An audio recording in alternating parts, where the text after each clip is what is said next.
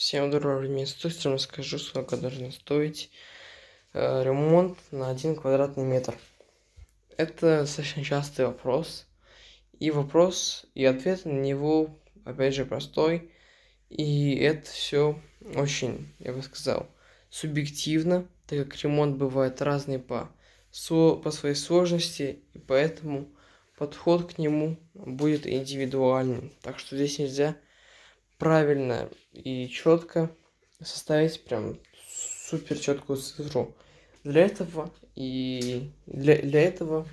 необходимо лишь составить правильно подробную смету, тем более, что она зачастую бесплатная.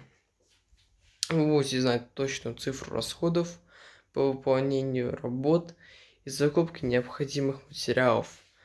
Я вам советую никогда не соглашаться произвести ремонт без суеты, так как это повлечет за собой дополнительные непредвиденные расходы и затраты, на которые вы, скорее всего, не рассчитывали. И также риск быть обманутыми будет увеличиваться. Поэтому всегда составляйте смету, учитывая факт, что она бесплатна и составляется она недолго. Так что вот, всем спасибо за просмотр, всем удачи и всем пока.